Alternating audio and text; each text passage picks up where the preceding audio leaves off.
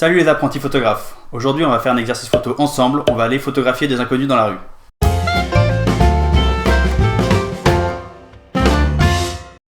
Je reviens de voyage et j'en ai profité pour tester un nouveau format de vidéo. L'idée est simple, je me fixe un défi ou un exercice à faire dans un temps assez court, à peu près une demi-heure. Ensuite je vais faire l'exercice, je filme quelques images, je vous montre quelques-uns des résultats, quelques-unes des photos que j'ai prises pendant l'exercice. Et à la fin je prends un petit peu de temps pour analyser ce qui a marché, ce qui n'a pas marché dans cet exercice photo.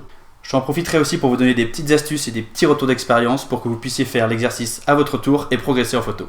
Donc aujourd'hui on se retrouve pour un exercice photo dont le but est de sortir de sa zone de confort et de travailler vite. Cet exercice c'est photographier des inconnus dans la rue. J'avais une demi-heure devant moi, je suis allé aborder 7 personnes pour leur demander si je pouvais faire des photos d'eux. J'avais un pitch très simple. Bonjour, je suis photographe et je fais une série de portraits d'inconnus. Est-ce que je peux faire quelques photos de vous? Rien de plus que ça, juste une phrase simple. Salut les apprentis photographes. Aujourd'hui on est à l'université d'Harvard, dans la banlieue de Boston. Et l'exercice photo du jour, c'est d'aller faire des portraits d'inconnus.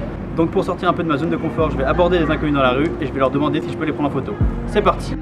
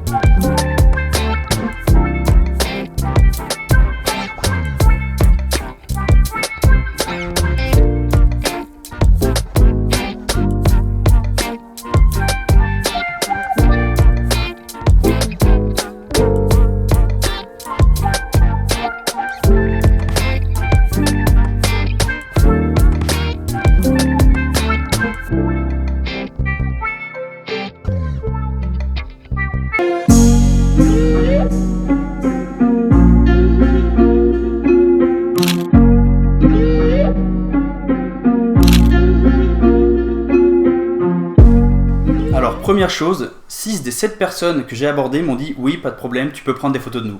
C'est vraiment beaucoup plus que j'avais imaginé. Pour réussir un tel ratio, j'ai fait attention à demander à des gens qui n'avaient pas l'air pressés, des gens qui dessinaient, des gens qui lisaient, des gens assis en train de discuter. C'est sûr que si on va demander à quelqu'un de le prendre en photo alors qu'il est en train de courir pour attraper son métro, il va jamais dire oui. Si on demande à quelqu'un qui a le temps, il y a beaucoup plus de chances qu'il dise oui. Ensuite, il faut utiliser son feeling. C'est assez facile de lire sur le visage et sur le corps des gens s'ils sont ouverts, disposés à parler avec un inconnu, ou s'ils sont plutôt renfermés et qu'ils n'ont pas envie d'être dérangés. Votre comportement à vous aussi, il est primordial. Il faut être ouvert, avenant, il faut que les gens aient envie de vous parler. Il faut avoir l'air agréable, gentil, sympathique.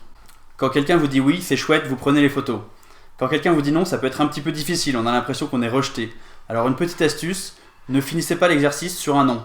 Finissez l'exercice sur un oui, comme ça vous aurez la patate en sortant de cet exercice. Ça vous aura fait plaisir, vous aurez rencontré des gens. La deuxième chose, c'est qu'il faut travailler vite. Même si les gens ils sont d'accord pour être pris en photo, ça ne veut pas dire qu'ils ont toute l'après-midi devant eux. J'ai choisi de faire plusieurs images assez vite en variant mes points de vue, pour faire à la fois un portrait serré de la personne, sur son visage, et un portrait de loin, un portrait qui raconte une histoire, qui explique que faisait la personne. Et ça prend pas plus de 2 ou 3 minutes. Et systématiquement après avoir pris des photos, je donne ma carte de visite.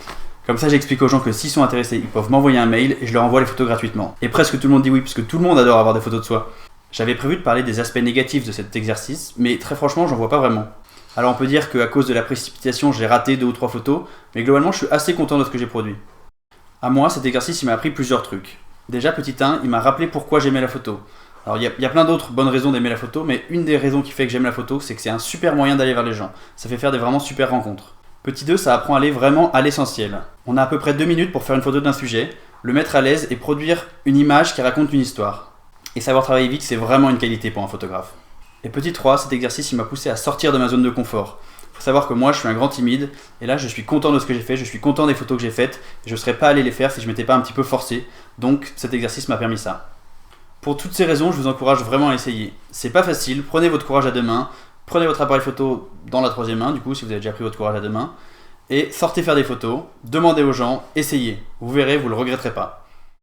Voilà, c'est la fin de cette vidéo. Si vous avez aimé, faites-le moi savoir. Si vous êtes tenté par l'exercice, je suis vraiment curieux de voir les photos d'inconnus que vous allez faire. Alors n'hésitez pas à les partager avec moi. Vous pouvez les mettre sur la page Facebook, sur le groupe Facebook, les partager sur le blog, ou alors mettre un lien dans les commentaires. Je mets tous les liens nécessaires en description. Et enfin, vous êtes libre de télécharger gratuitement mon guide « Devenez un meilleur photographe en 12 semaines » en cliquant sur le lien à la fin de la vidéo. Et enfin, n'oubliez pas, c'est en faisant des photos qu'on devient photographe. Alors sortez! est déclenché.